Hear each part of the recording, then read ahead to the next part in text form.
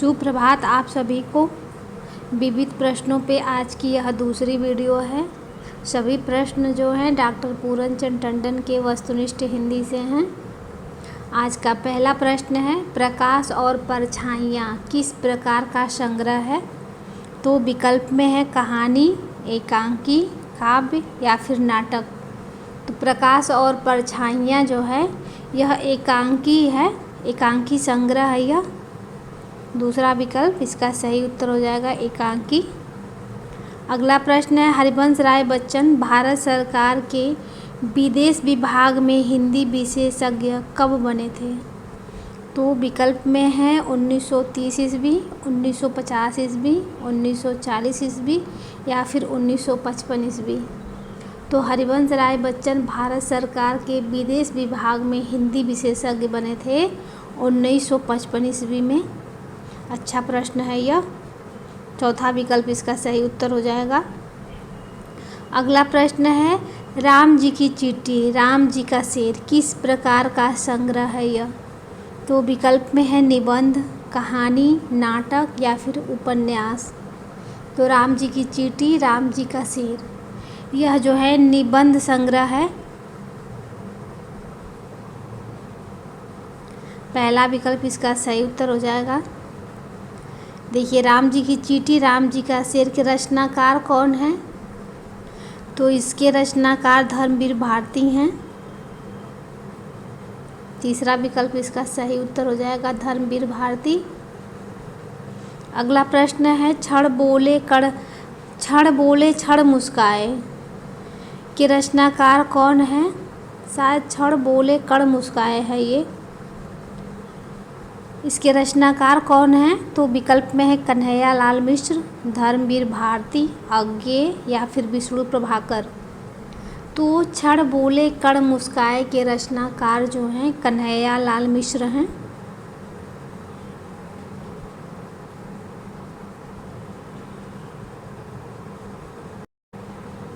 अगला प्रश्न है, रथ के पहिए किस प्रकार का उपन्यास है? रथ के पहिए। तो विकल्प में है सामाजिक, आंचलिक, ऐतिहासिक या फिर साम्यवादी। तो रथ के पहिए किस प्रकार का उपन्यास है? तो यह आंचलिक उपन्यास है। अगला प्रश्न है, टेढ़े मेढ़े रास्ते किस प्रकार का संग्रह है?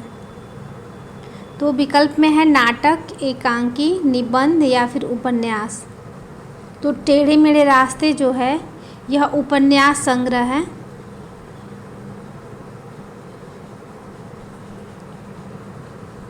अगला प्रश्न है, सप्तरश्मि एकांकी नाटक के रचनाकार कौन हैं? सप्तरश्मि एकांकी नाटक के रचनाकार का नाम बताना है। विकल्प में है सेठ गोविंद दास, उदय शंकर भट्ट, उपेंद्र नाथ अश्क या फिर मुंशी प्रेमचंद।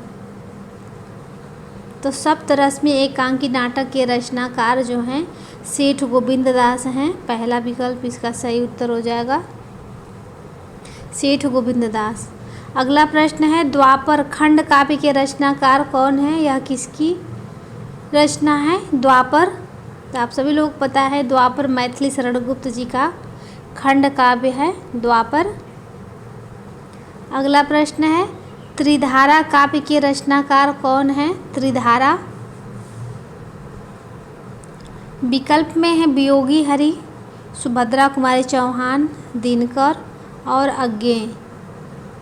तो द्वापर जो है नहीं, त्रिधारा जो है ये सुभद्रा कुमारी चौहान जी की रचना है त्रिधारा। सुभद्रा कुमारी चौहान जो हैं राष्ट्रीय सांस्कृतिक काव्यधारा के अंतर्गत आती हैं। इनका जन्म जो है 1905 में हुआ था। सुभद्रा कुमारी का जन्म 1905 में हुआ था और इनकी मृत्यु जो है 43 वर्ष की आयु में ही हो गई थी सन 1948 में। 48 है ये, 48 में हुई थी।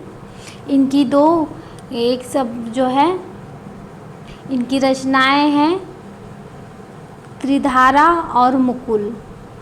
ये दोनों रचनाएं जो हैं सुभद्रा कुमारी चौहान जी की हैं। अगला प्रश्न है, बंद गली का आखिरी मकान किस प्रकार का संग्रह है? तो विकल्प में है कहानी, निबंध, एकांकी या फिर काव्य। तो बंद गली का आखिरी मकान किस प्रकार का संग्रह है? तो यह कहानी संग्रह है। बंद गली का आखिरी मकान।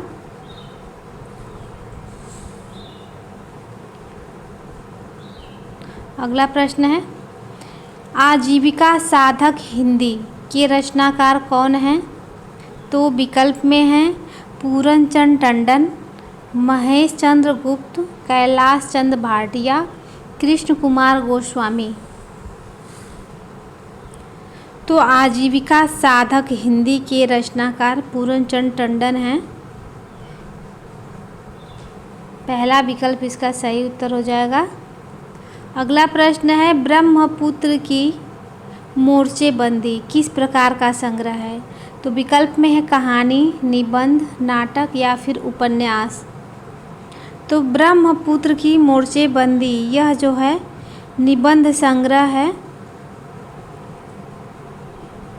अगला प्रश्न है, जिए तो ऐसे जिए रिपोर्टाज के रचनाकार कौन हैं? तो विकल्प में है मन्नू भंडारी, कमलेश्वर, धर्मवीर भारती, कन्हैयालाल मिश्र प्रभाकर। तो जिए तो ऐसे जिए यह रिपोर्टाज विधा की रचना है, जिसके रचनाकार हैं कन्हैयालाल मिश्र प्रभाकर। अगला प्रश्न है, 12 एकांकी का रचनाकार कौन है? तो विकल्प में है रामधारी सिंह दिनकर, विष्णु प्रभाकर, मोहन राकेश और डॉक्टर नरेंद्र शर्मा। डॉक्टर नरेंद्र शर्मा हैं विकल्प चौथे में। तो 12 एकांकी का रचनाकार जो है विष्णु प्रभाकर जी हैं। दूसरा विकल्प इसका सही उत्तर हो जाएगा, विष्णु प्रभाकर। अगला प्रश्न है,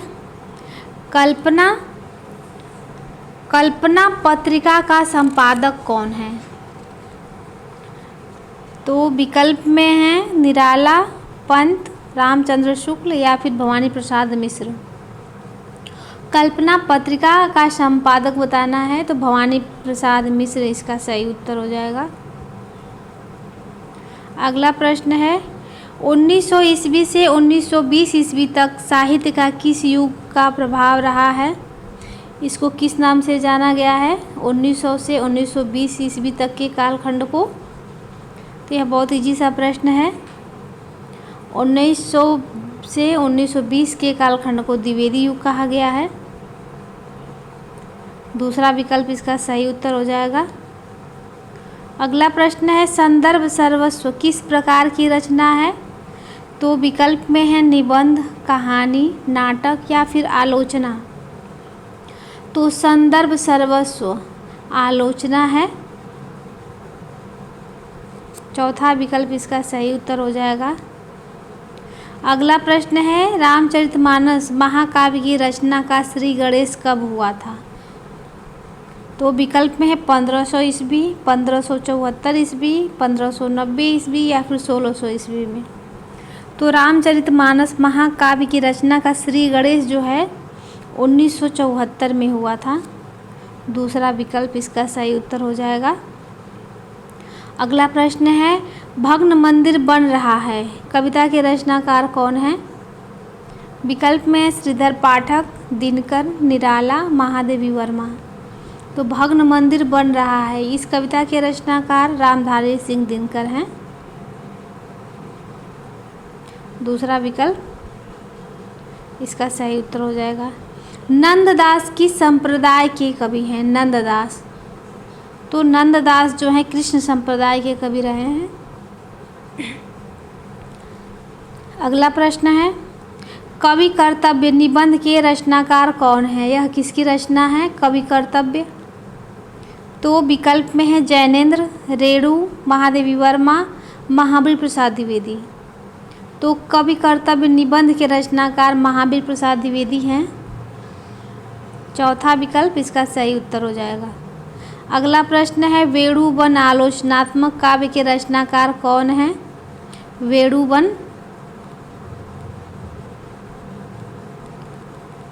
विकल्प में है अज्ञेय, दिनकर, अश्क और राजेंद्र यादव। वेणुवन आलोचनात्मक काव्य के रचनाकार रामधारी सिंह दिनकर हो जाएंगे। अगला प्रश्न है ज्येष्ठ का मध्याह्न कविता किस काव्य संग्रह से ली गई है? ज्येष्ठ का मध्याह्न विकल्प में है पलाशवन, प्रिय प्रवास, साकेत या फिर प्रभात फेरी। तो ज्येष्ठ का मध्याह्न कविता पलाशवन काव्य संग्रह से ली गई है, पलाशवन। अगला प्रश्न है केशव दास द्वारा रचित काव्य रामचंद्रिका की भाषा है? विकल्प में है अवधी, ब्रज, सधुक्कड़ी या फिर खड़ी बोली। तो केशव दास द्वारा रचित काव्य रामचंद्रिका की भाषा ब्रज भाषा है। दूसरा विकल्प इसका सही उत्तर हो जाएगा। केशव दास जी का उपनाम था वेदांती मिश्र। ये निम्बार्क संप्रदाय में दीक्षित थे केशव दास। ऐसा माना जाता है कि केशव दास ने रामचंद्रिका की रचना तुलसीदास के रामचरितमानस के प्रतिस्पर्धा में की थी, वो भी एक रात में। इसकी रचना जो है रामचंद्रिका की एक रात में किए थे केशव दास जी ने।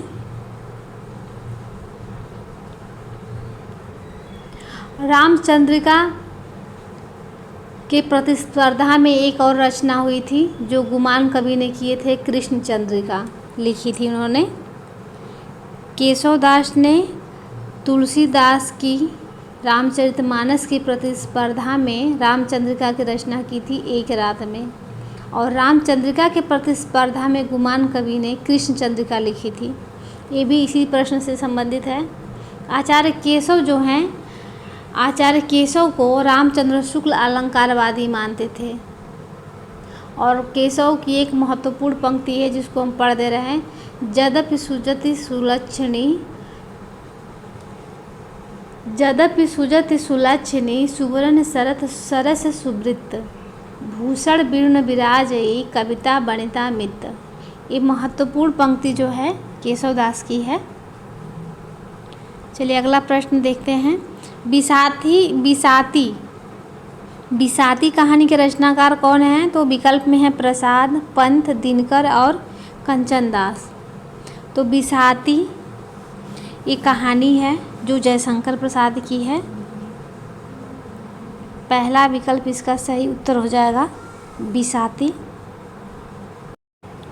जयशंकर प्रसाद की प्रथम कहानी मानी जाती है ग्राम, जिसका समय है 1911 ईस्वी, जो इंदु पत्रिका में प्रकाशित हुई थी।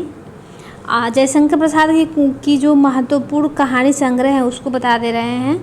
पहला है इनका कहानी संग्रह छाया। 5 इनके कहानी संग्रह हैं छाया। दूसरे नंबर पे है प्रतिध्वनि। छाया, प्रतिध्वनि। अब नाम बस बता दे रहे हैं, लिखने में टाइम ज़्यादा हो जाएगा। छाया, प्रतिध्वनि, आकाशदीप, आंधी और इंद्रजाल। ये 5 कहानी संग्रह हैं जयशंकर प्रसाद जी के। और चर्चित कहानियों में है पत्थर की पुकार, उस पार का योगी, देवदासी, ममता, पुरस्कार, जैसे पुरस्कार हो गया और ममता हो गया। ये सब इनकी महत्वपूर्ण कहानियां हैं। आकाशदीप इनकी कहानी महत्वपूर्ण है जयशंकर प्रसाद की।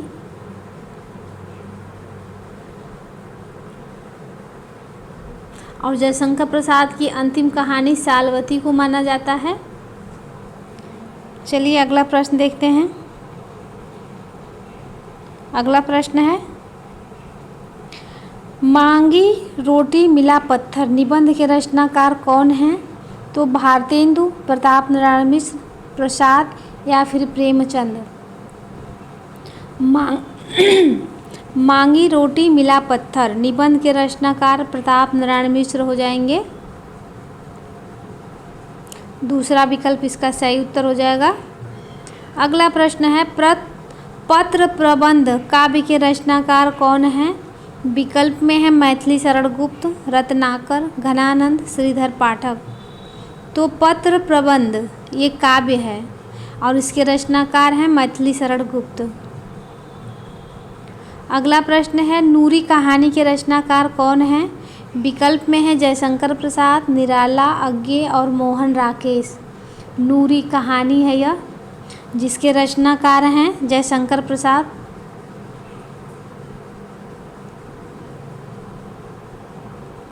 अगला प्रश्न है पृथ्वीराज की आँखें एकांकी के रचनाकार कौन हैं? पृथ्वीराज की आँखें विकल्प में है बालकृष्ण भट्ट, मोहन राकेश, उदय शंकर भट्ट या फिर डॉक्टर राम कुमार वर्मा। एकांकीकार का नाम बताना है।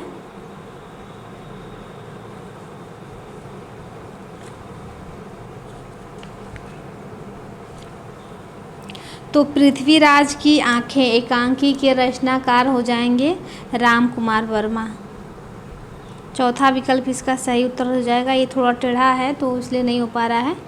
चौथा विकल्प इसका सही उत्तर हो जाएगा राम कुमार वर्मा। इनकी महत्वपूर्ण एकांकियों के नाम बता दे रहे हैं, जिसमें है रेशमी टाई, चारुमित्रा,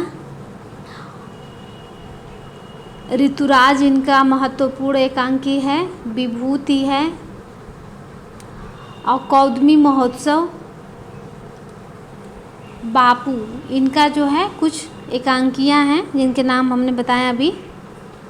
अगला प्रश्न है आचार्य महावीर प्रसाद द्विवेदी जी का निम्न में से कौन सा निबंध है? तो विकल्प देखते हैं। विकल्प में है कवि और कविता, यमलोक की यात्रा, श्यामा स्वप्न, फिर निराशा क्यों। इसमें से एक रचना जो है आचार्य महावीर प्रसाद द्विवेदी जी का है, वह कौन है? तो कवि और कविता जो है महावीर प्रसाद द्विवेदी जी का निबंध है। पहला विकल्प इसका सही उत्तर हो जाएगा। श्यामा स्वप्न यह उपन्यास है, ये उपन्यास है किसका? ठाकुर जगमोहन सिंह का।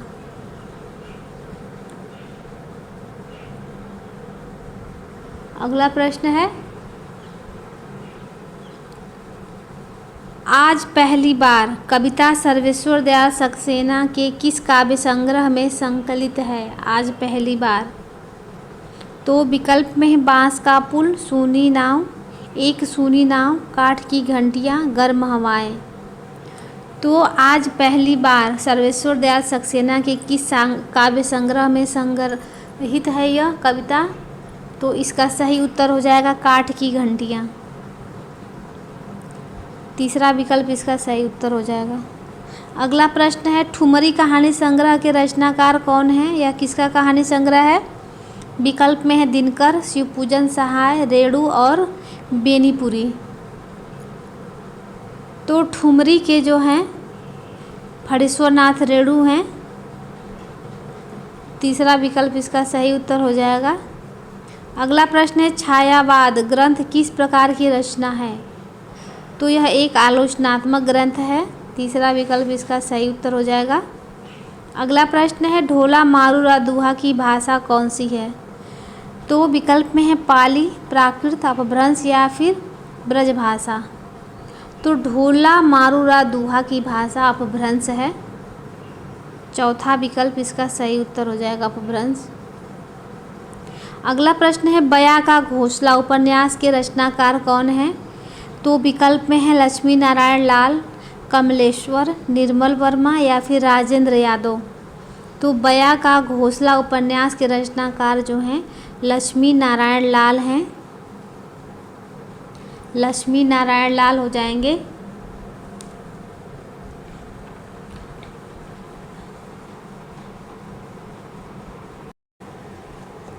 अगला प्रश्न है विद्यापति की पदावली का संपादन किया है किसने किया है? निराला ने, बेनीपुरी ने, दिनकर ने या फिर यज्ञे ने।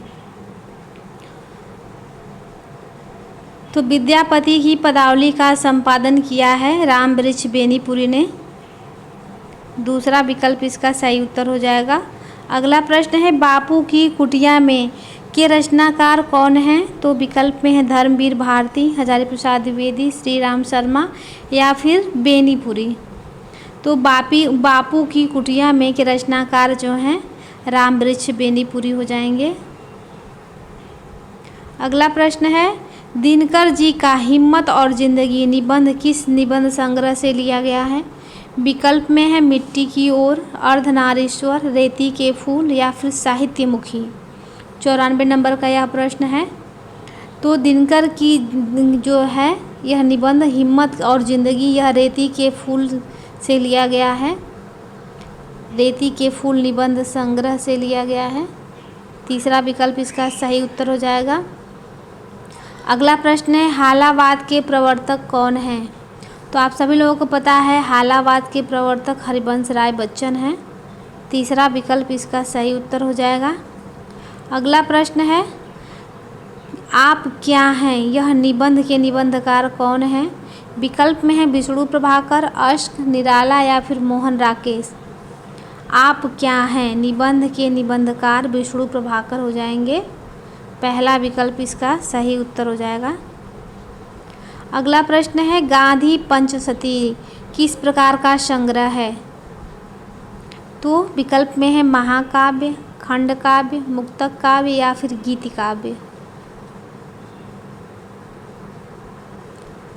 तो गांधी पंचशती यह एक खंड काव्य है। अगला प्रश्न है नए पत्ते काव्य की रचना किस वर्ष हुई थी? विकल्प में है 1930 ईस्वी, 1946 ईस्वी, 1940 ईस्वी या फिर 1960 ईस्वी। नए पत्ते काव्य की रचना 1946 में हुई थी। दूसरा विकल्प इसका सही उत्तर हो जाएगा। चतुरी चमार के रचनाकार कौन है? तो यह सूर्यकांत त्रिपाठी निराला जी की रचना है चतुरी चमार। अगला प्रश्न है बया का घोंसला किस प्रकार का उपन्यास है? तभी इस प्रश्न को हम लोग देखे हैं, आंचलिक है। तीसरा विकल्प इसका सही उत्तर हो जाएगा। अगला प्रश्न है राजभाषा आयोग के प्रथम अध्यक्ष थे कौन थे? महात्मा गांधी, जवाहरलाल नेहरू, बाल गंगाधर खरे या फिर रामधारी सिंह दिनकर। तो बाल गंगाधर खरे यह राजभाषा आयोग के प्रथम अध्यक्ष थे। तीसरा विकल्प इसका सही उत्तर हो जाएगा। अगला प्रश्न है हिंदी साहित्य सम्मेलन के प्रथम अध्यक्ष कौन थे? तो विकल्प में है अज्ञेय, भारतेंदु, दिनकर या फिर मदन मोहन मालवीय। तो इसका सही उत्तर हो जाएगा मदन मोहन मालवीय। चौथा विकल्प इसका सही उत्तर हो जाएगा। अगला प्रश्न है हिंदी साहित्य सम्मेलन के संस्थापक थे। हिंदी साहित्य सम्मेलन के संस्थापक कौन थे? विकल्प में है पुरुषोत्तम दास टंडन, जवाहरलाल नेहरू, सरदार पटेल या फिर गोविंद बल्लभ पंत। तो हिंदी साहित्य सम्मेलन के संस्थापक जो हैं पुरुषोत्तम दास टंडन जी थे। पहला विकल्प इसका सही उत्तर हो जाएगा। अगला प्रश्न है भवानी प्रसाद मिश्र के किस काव्य संग्रह पर उन्हें साहित्य अकादमी पुरस्कार मिला था? विकल्प में है गीत फरोश, चकित है दुख, अंधेरी, बुनी हुई रस्सी। तो भवानी प्रसाद मिश्र को साहित्य अकादमी पुरस्कार उनकी रचना बुनी हुई रस्सी पर मिली थी। चौथा विकल्प इसका सही उत्तर हो जाएगा। अगला प्रश्न है प्रगतिवादी कविता का प्रसार काल कब तक माना जाता है? विकल्प में है 1950 ईस्वी, 1945 ईस्वी, 1935 ईस्वी या फिर 1930 ईस्वी। प्रगतिवाद का पूछ रहा है। प्रगतिवादी कविता का प्रसार काल माना जाता है 1945 ईस्वी। दूसरा विकल्प इसका सही उत्तर हो जाएगा। अगला प्रश्न है भारतीय भाषाओं को भारतीय संविधान की किस अनुसूची में शामिल किया गया था? तो यह बहुत इजी सा प्रश्न है। 8वीं अनुसूची में शामिल किया गया है। तीसरा विकल्प इसका सही उत्तर हो जाएगा। अगला प्रश्न है सरस्वती सम्मान एवं व्यास सम्मान किस संस्था द्वारा दिया जाता है? तो के बिरला फाउंडेशन द्वारा, टाटा मेमोरियल द्वारा, साहित्य अकादमी द्वारा या फिर संस्कृत विद्यापीठ द्वारा। तो सरस्वती सम्मान और व्यास सम्मान, ये दोनों जो सम्मान हैं ये के बिरला फाउंडेशन द्वारा दिया जाता है। पहला विकल्प इसका सही उत्तर हो जाएगा, के बिरला फाउंडेशन। अगला प्रश्न है पाश्चात्य साहित्य में कहानी कला का उद्भव किस रचना से माना जाता है। अब यहाँ पाश्चात्य साहित्य की बात हो रही है। विकल्प में है एडगर प्लेन पो, पुस्किन, चेखव, कैथराइन मैसफील्ड। तो पाश्चात्य साहित्य में कहानी कला का उद्भव किस रचनाकार से माना जाता है। तो एडगर प्लेन पो, ये नाम है इनका, इनसे माना जाता है। पहला विकल्प इसका सही उत्तर हो जाएगा। इन कहानियों का उनके प्रकाशन वर्ष के आधार पर क्रम निर्धारित करना है। तो ऐसे प्रश्न अगर डेट याद रहेगी तभी सही होगा, नहीं तो गलत ही हो जाता है अक्सर। 4 कहानियाँ हैं। ग्राम, रक्षाबंधन, मैं न बोलूँगी, उसने कहा था। तो पहले नंबर पे आता है ग्राम, फिर रक्षाबंधन, तीसरे नंबर पे उसने कहा था, चौथे नंबर पे है मैं न बोलूँगी। उसने कहा था का समय 1915 ईस्वी है। ग्राम जो है जयशंकर प्रसाद की कहानी है। रक्षाबंधन उसने कहा था, मैं न बोलूँगी, ये इसका सही क्रम है। तो इसका सही उत्तर हो जाएगा विकल्प 4। अगला प्रश्न है प्रकाशन वर्ष के आधार पर इन कहानियों को क्रम में लगाइए। तो इन कहानियों को क्रम में लगाना है।